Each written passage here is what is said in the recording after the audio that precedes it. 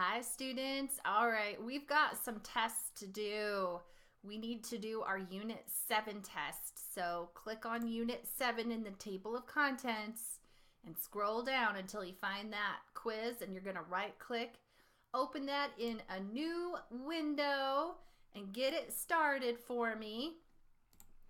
And then squeeze that window down so you can still see that little scroll bar on the right and read all your questions. And you need to come back over here to this window.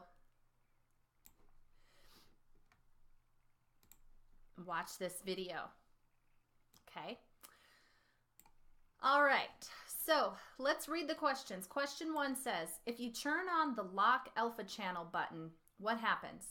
You will only be able to make changes in the transparent or see-through parts of a layer. You will be unable to make changes to transparent or see-through parts of a layer.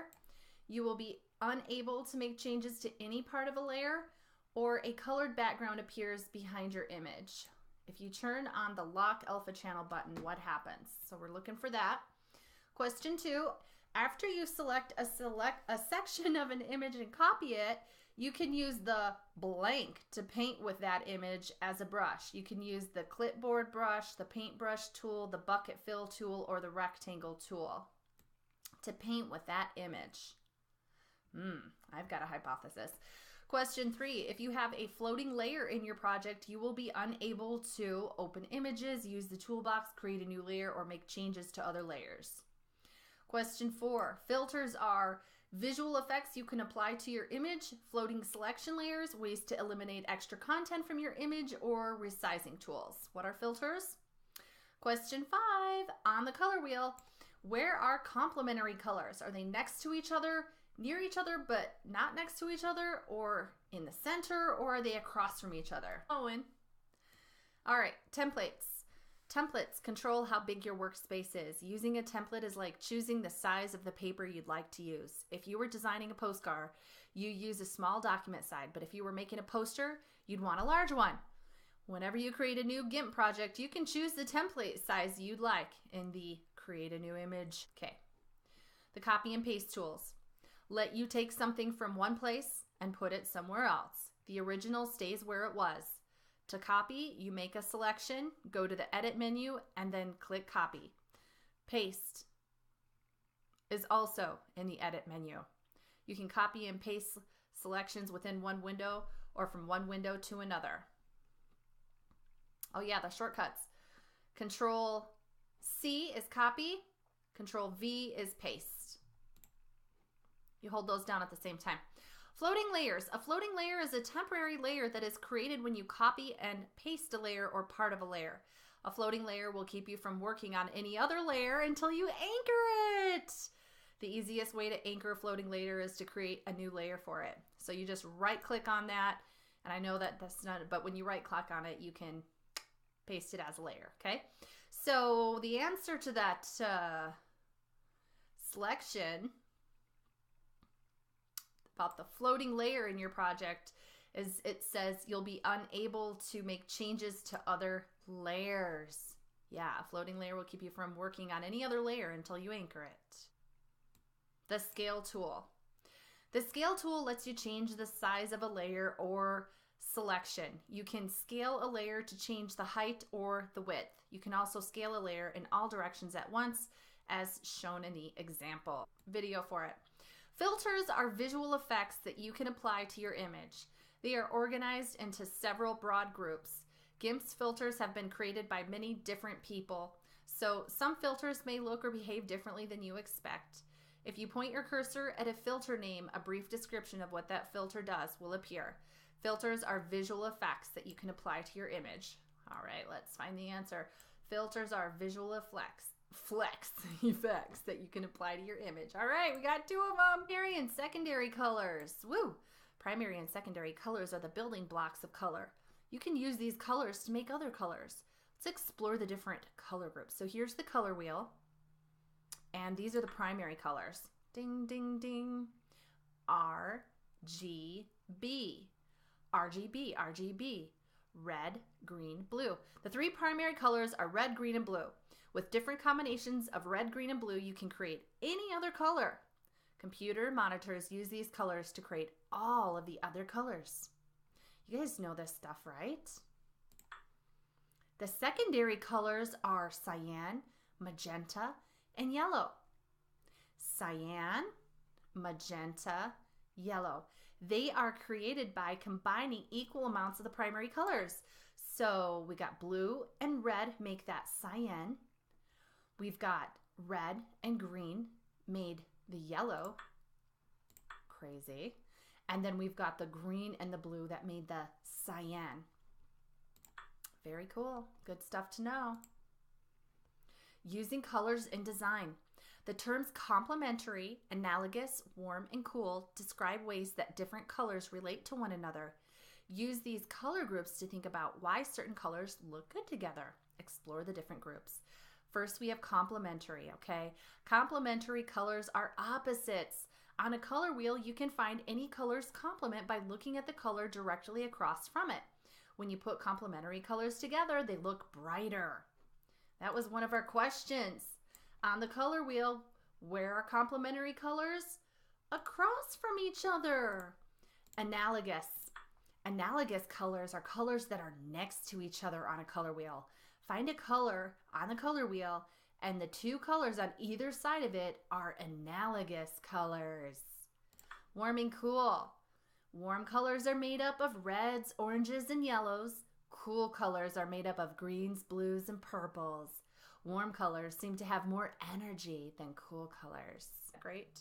I could use the free select tool where I just go around and I do my best to try to draw around the edge. And it's a little messy, right? It's a little bit messy, but technically it can be done. And I can correct it by holding down Control to deselect. I just draw a circle around anything that I want to deselect from that if I went too far outside of the boundaries of the butterfly.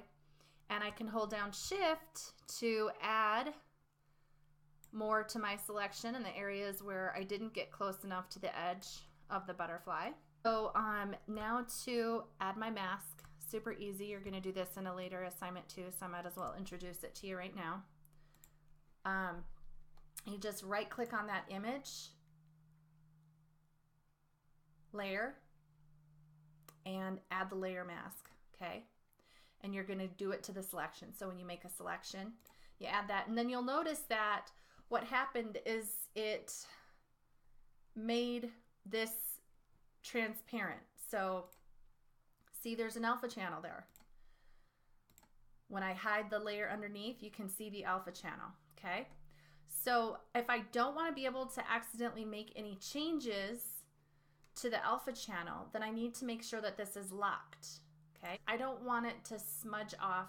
Let me show you what I mean by that. I don't want the smudges to go off into the background, right? I want to keep them maintained here. So I'm going to hit Control Z and undo those smudges. What I'm going to do is I'm going to switch this selection from the actual mask to over here. So when I have my white around the image, then that is like the image, the butterfly, the alpha selection background.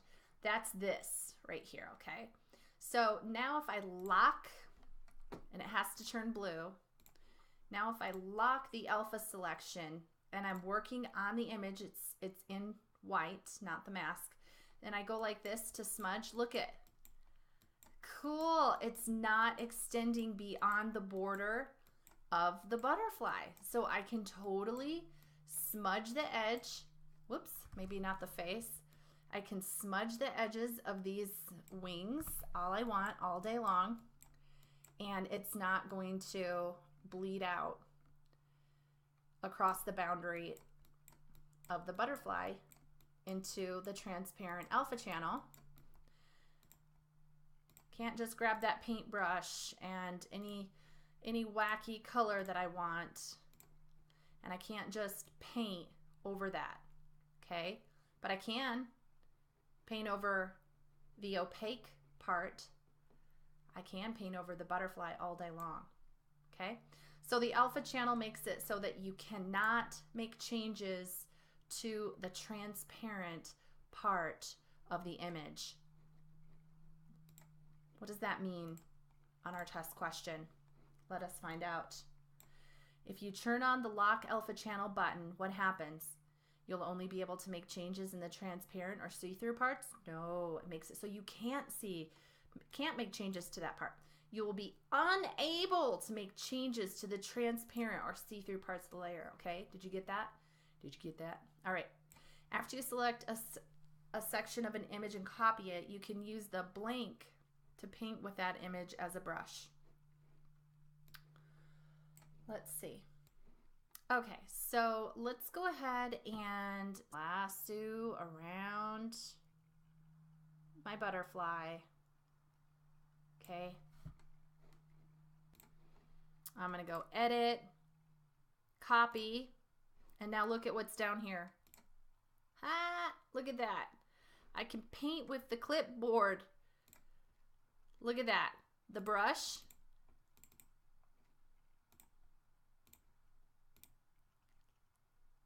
You can paint from your clipboard. That's so cool. So let's go ahead and head on over to this bottom layer and we'll just lock that one. And you got to go select none now. And let's just start painting.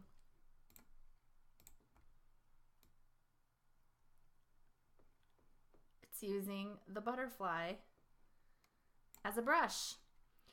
That's cool. I might have to increase the size of my brush to actually get butterflies to paint. Did you see what I did, people? Are you watching this? Woo! I'm painting with an object on the clipboard that I selected using this lasso tool or free select. That is so amazing. Okay, so let's look at our test question. It says, after you select a section of an image and copy it, you can use the clipboard brush to paint with that image as a brush. Yes. All right, so save the answers to your quiz and submit that quiz. Awesome job.